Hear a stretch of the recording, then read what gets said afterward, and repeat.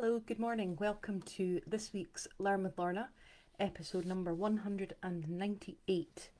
My name is Lorna Steele-McGinn. I'm the Community Engagement Officer with the Highland Archive Service, which has 4 archive centres in Wick, in Inverness, in Fort William and in Portree, where we look after historic documents relating to the Highlands of Scotland.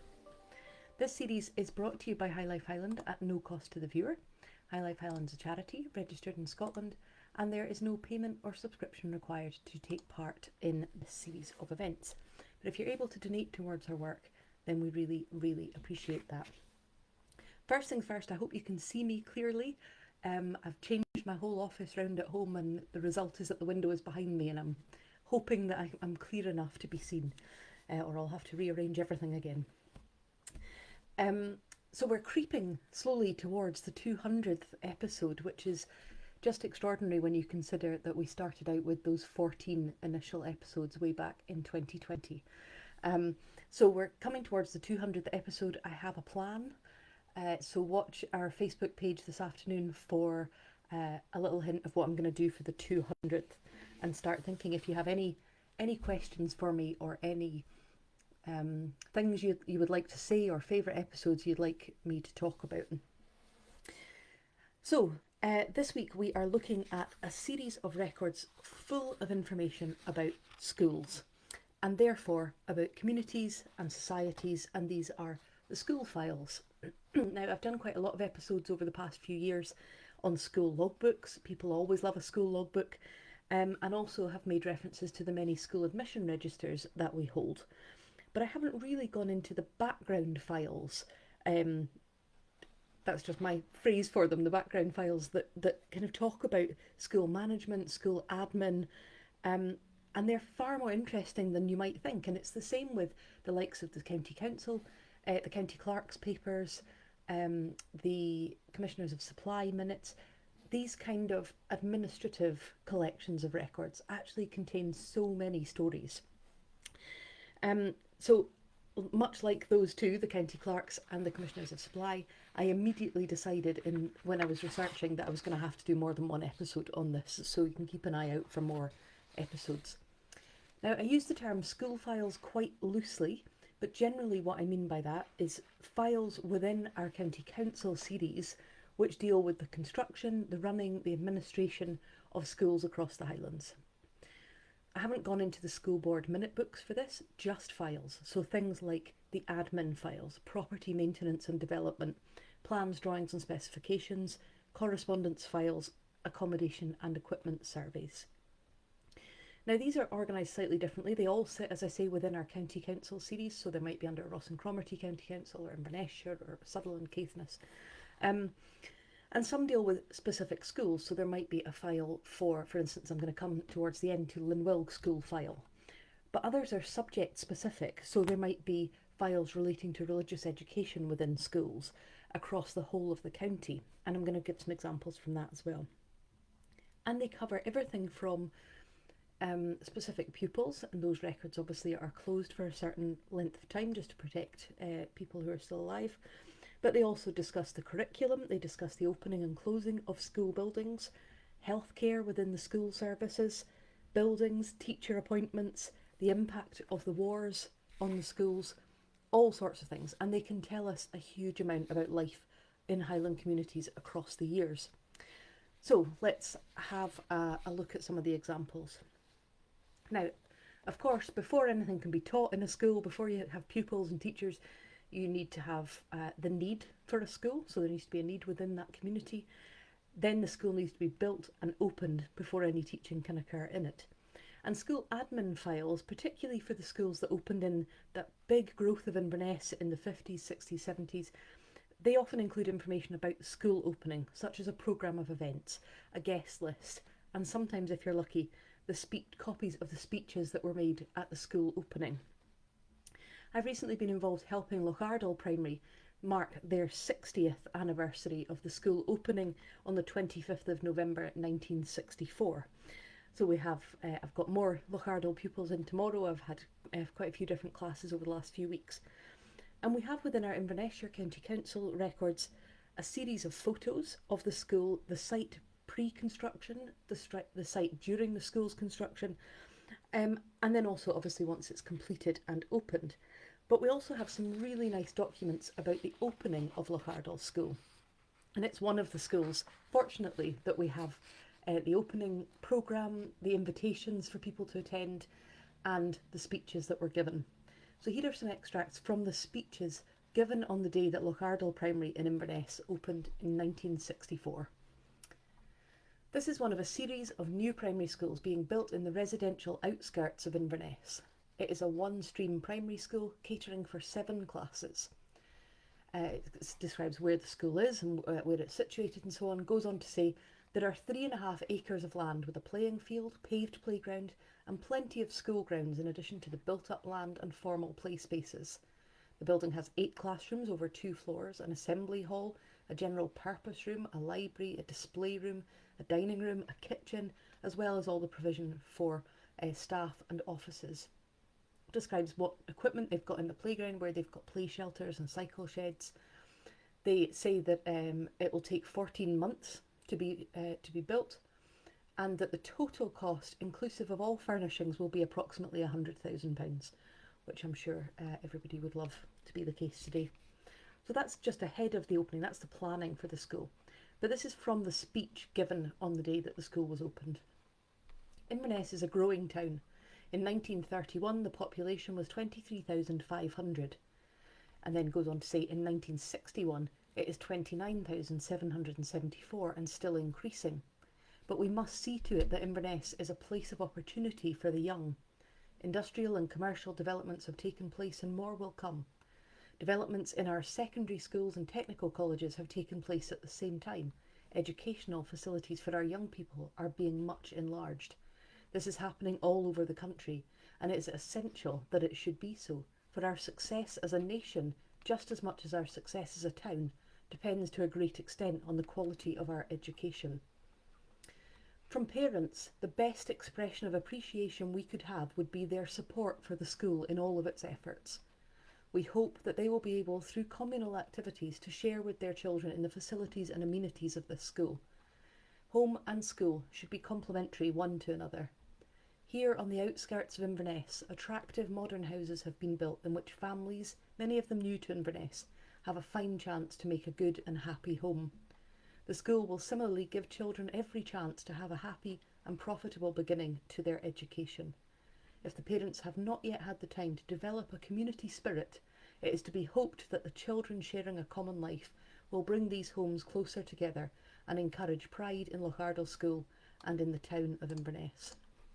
It's a nice opening speech. I think there's quite a lot in there about the vision for the school, and that's quite nice now that they're looking back on their 60th anniversary to go, what were the aims that this school was built with?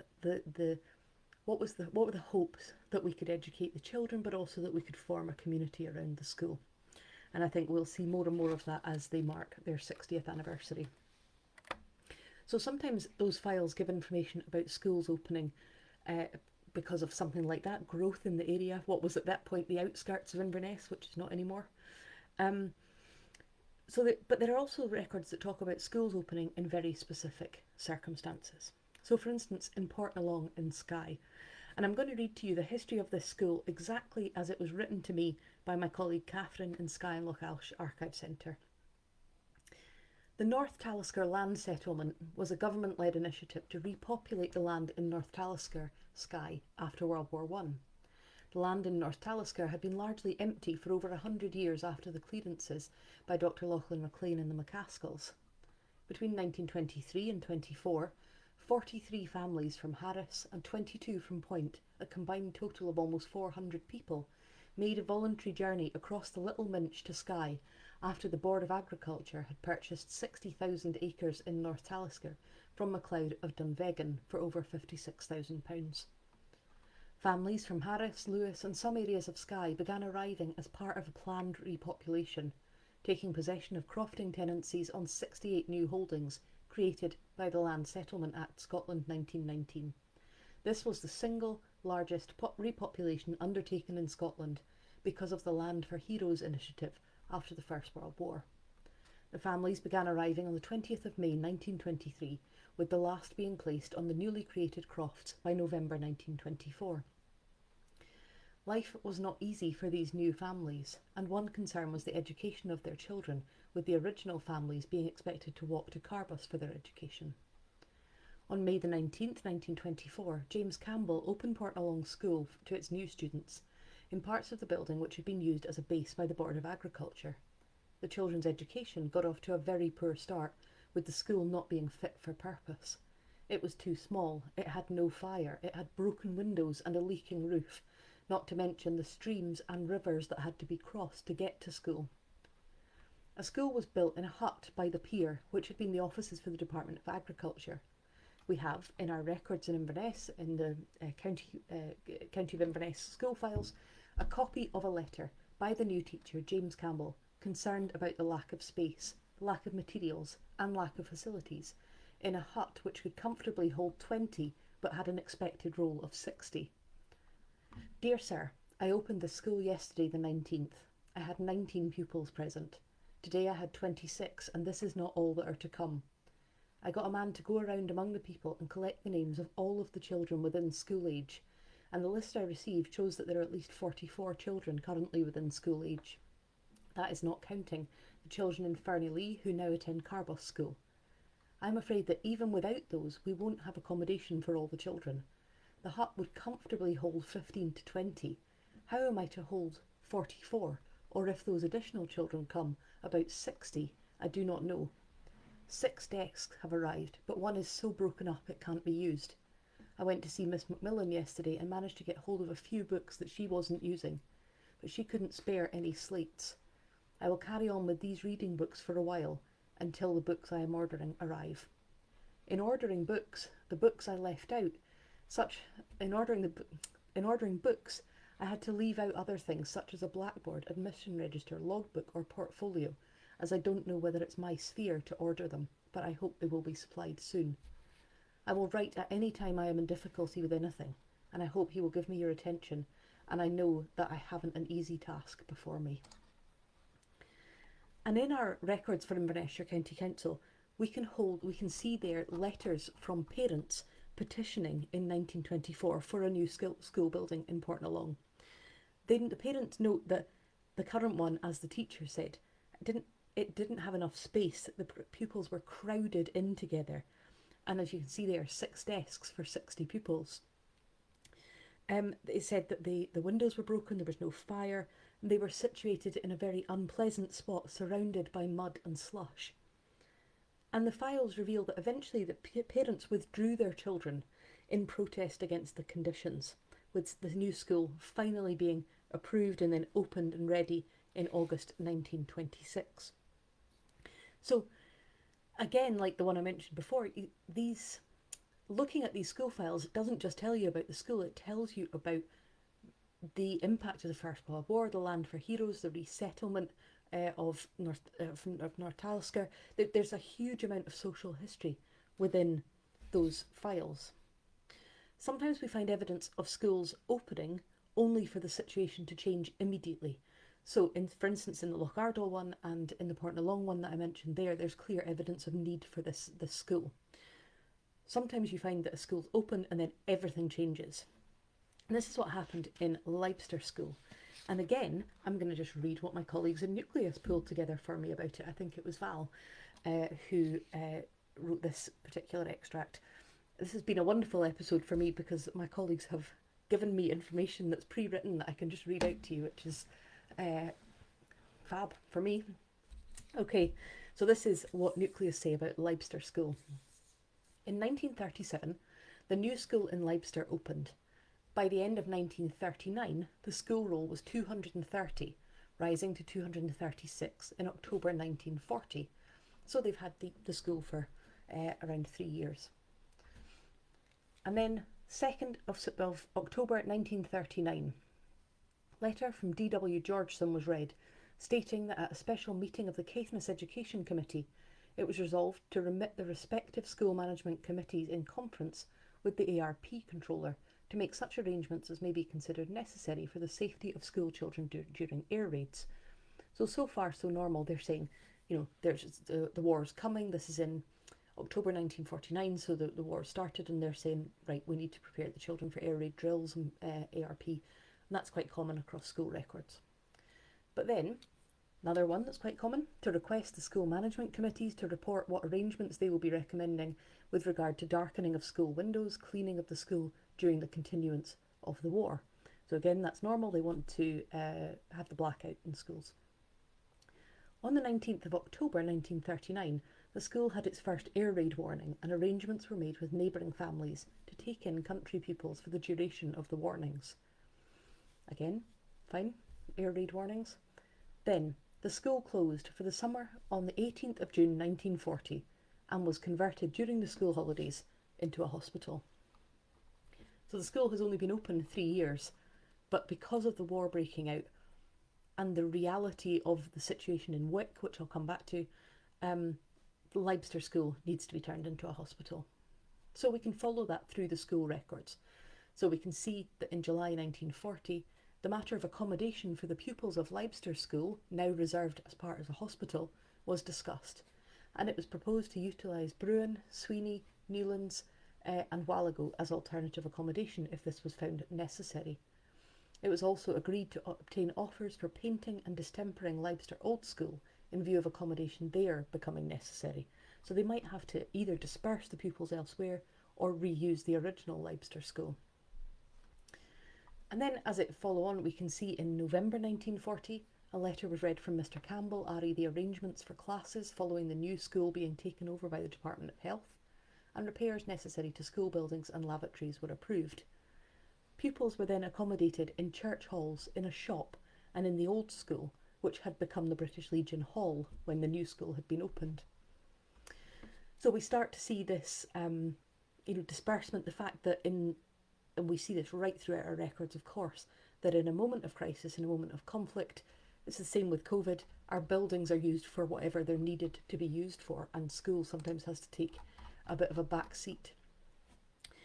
If we look at DHA Boyd's History of Medicine in Caithness, we can explain why this move happened, why this conversion of the school into a hospital was so necessary and so quick. He says, when in 1939 war yet again shadowed the land, the hospital, Bignald, was in a better position to cope with the demands made on it than in 1914, but the demands proved to be much greater. Caithness men and women once again departed to serve on many fronts, but this time towns came under direct enemy attack, and there was a great influx of civilian and service personnel. British and Polish troops were stationed in the county, as well as many Royal Air Force men. Later in the war, a German prisoner of war camp housing some 1,600 prisoners was established at Wotton. The population of Wick itself expanded to some 20,000 people. To meet these various and potentially dangerous circumstances, plans had to be made. Late in 1939, plans were approved for the erection of a wooden hut at the front of the hospital for the reception of casualties, and for the widening of the side entrance to avoid congestion in the event of large numbers of casualties. A large trench was dug in the hospital grounds as an air raid shelter. That the stresses on the hospital and its staff were real can be seen from the February 1940 admissions book, when in one night 20 merchant seamen suffering exposure, burns and fractures were admitted. This was in addition to airmen from the RAF station. So we can see that Caithness is, we've talked about this so many times, it's at the centre of so much activity during the war. And there's all these demands on Wick with the prisoner of war camps, with the forces being resident, with there being troops from other countries resident there as well. And so the hospital can't cope, and also Wick is potentially under threat, and so they occupy Leibster School. And the move was speeded up, as you can imagine. They talk in the minutes about, or in the records, in the fact that they are concerned that if they put it to government, there will be huge bureaucratic delays in getting the move happening. But this was speeded up by Wick's first air attack, which killed 15 and injured 22. And then in the next attack, the hospital itself suffered structural damage, and that hastened the move into occupying the new school as a health facility. And it was the Leibster Hospital, actually, the school, which dealt with the 1942 air crash, which killed 15 people including the Duke of Kent, brother to Edward VIII and George VI.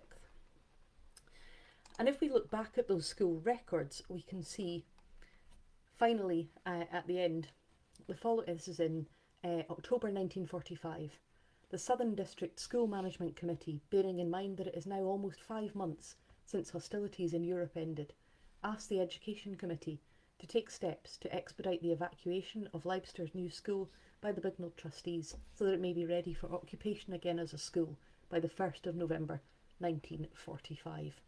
And eventually it was on the 5th of December 1945 that the new school was reoccupied and the Bignell Hospital moved back to Wick. And the world wars are really visible throughout these files. And you might expect that because, of course, school buildings are taken over and staff are called up and parents are called up and there are evacuees and everything's changing. So you can see in our school records the impact of the war. But I was particularly interested in some of the files that shed light on life after World War I and World War II, the lasting impact that the conflicts had had on the education system. So, for instance, there are lists of the schools and pupils taking part in the Armistice Essay Competition in the years after World War I. Here are the categories for the 1928 Armistice Prize Essay Competition. Maybe we should do this for the 200th episode. We should all try and meet the conditions of this challenge. Candidates in each grade, this is in 1928, candidates in each grade are asked to write on one subject only, and essays are required to be completed within 1 hour. Grade 1 for candidates under 14. What does the League of Nations try to do, and what means does it use? Or, write about one striking thing that the League of Nations has accomplished. Grade 2, candidates who are 14 to 15 years old. 1. Give an account of the making of the Covenant. Or, 2. Suppose you were present at Geneva during any month of September since 1920. Describe your experiences there. Or, 3. Imagine yourself a Greek refugee transferred from Turkey to Greece. Describe your experiences. Or 4. Describe the work of the Permanent Mandates Committee and show its importance. And then finally, the options for grade 3, pupils who are aged 16 or over. 1. Show how the idea of law and justice has gradually been evolved and realised. Or 2. The Pact, Covenant of the League of Nations, the Locarno Pact, the Kellogg Pact discuss their mutual relations and implications. Or 3. The Optional Cause. Or 4, which I thought was a very interesting title. The world cannot face the cost in money, in men, in damage to moral and intellectual progress of another great war. Discuss. Particularly kind of emotive, given that, you know, you and I know that they would shortly face another enormous war. There are also files that illustrate the impact of the Second World War on schools, so not just during the war, but subsequently. So, for instance, we are very, very used, of course, through our school logbooks, to seeing and people remember it, to seeing pupils being engaged in agricultural work, particularly in tatty picking.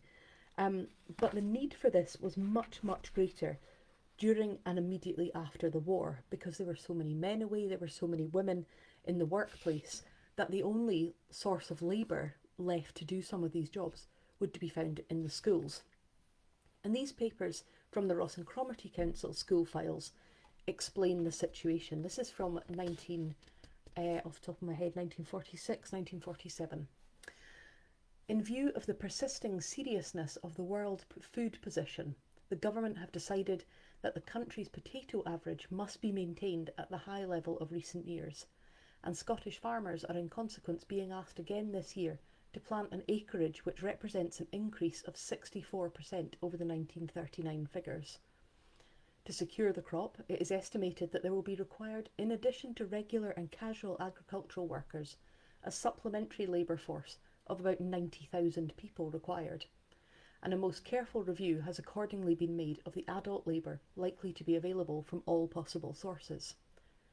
It is hoped to obtain prisoners of war, Polish forces and service personnel to the extent of some 40,000, an increase on last year, and about 28,000 adult workers, including unemployed, recruited locally. This gives a total supplementary adult labour force of 68,000, leaving a shortfall in relation to estimated minimum requirement of around 22,000. The only possible source from which this can be made good is the schools, from which, if a margin is allowed for weather less favourable than that of last season, help on much the same scale as in 1946 will again be necessary. So that need for the fact that we've just come out of a world war, things are still rationed, there's food shortages, there's kind of global crisis. Where can we get people to make sure this situation doesn't get any worse? And there's an accompanying paper that goes alongside this which illustrates all the other options that they've explored.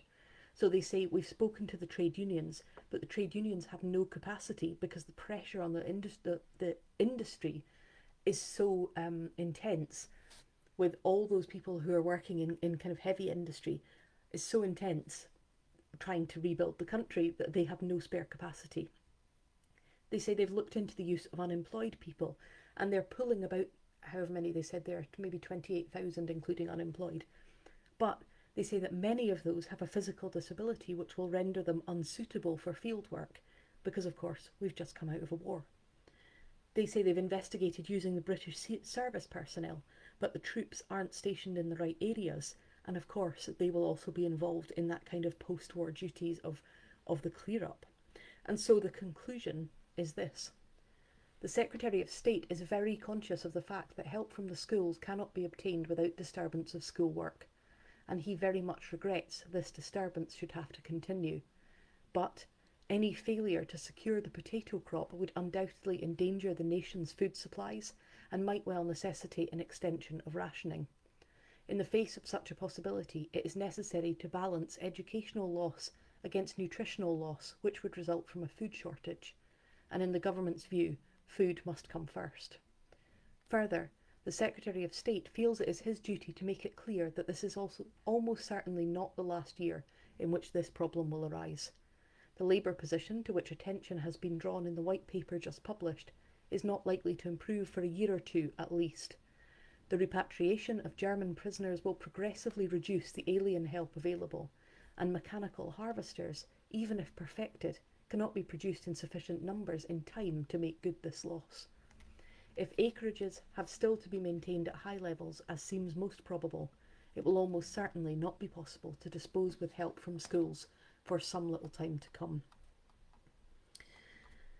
What I found interesting is at the same time that the schools were being asked to provide labour for potato picking, they were also being asked to supply children for the picking of rose hips to make syrup to provide a source of vitamin C. Apparently, and I was astonished to read this, apparently there was a county rosehip committee who were involved in making sure that we could create across the country, we could make large amounts of rosehip syrup to support health and vitamins. Also, there are documents within this file that request the release of children to work for the post office over Christmas in 1939, particularly in Dingwall, Invergordon and Tain. These were to be pupils over the age of 16 who would be required to work no more than 8 hours a day, not including Sundays. And it says, where practicable, duties will be confined to within the hours of 8 a.m. to 10 p.m.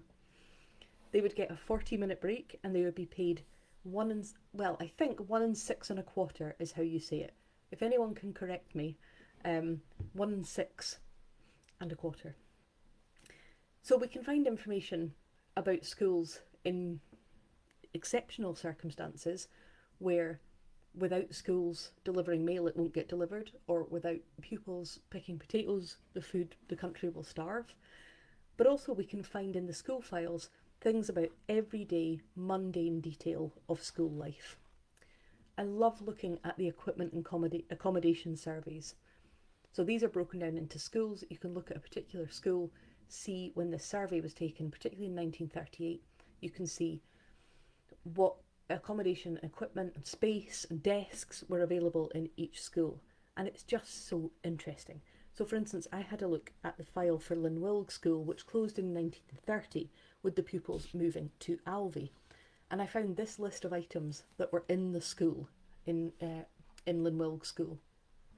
7 dual desks in good condition, 1 table in good condition, 1 chair in good condition, One JP Coates presentation, I think that says. Bookcase in good condition. One small cupboard attached to the wall. One thermometer, good. One fire guard in good condition. One coal scuttle. One enamel pail. One basin. Two brushes very well worn. One ball frame detached from stand but still usable. One easel board, good. One sliding board, well worn and hardly worth removal. One set of shelves attached to the wall in the lumber room. One wire mat, books, etc. So you just get an extent that that's the entire equipment within the school. That number of desks. The fact it says one chair, surely there must be more than one chair in the school. But perhaps they've already started taking things out. So when that school closed, the pupils moved to Alvey, and if you turn into the Alvey file, you see information about them, incoming transportation, how they're going to be moved to the new school, and so on. But incidentally, in 1938, Alvey School, and this is my old primary, so I have always of particular interest to me records from Alvey Primary, it shows that the school at that point had 3 classrooms, one of which was devoted wholly to practical work and included 3 woodwork tables, a cookery table, a coal-fired cooking stove, a cookery cupboard, a woodwork cupboard, and a bookcase. And then there were 2 other classrooms. Under the heading Equipment for Music, Alvey School is recorded as having 1 portable harmonium, and under Playground it says area about 1 acre, rough and uneven surface, contains several trees, muddy in wet weather.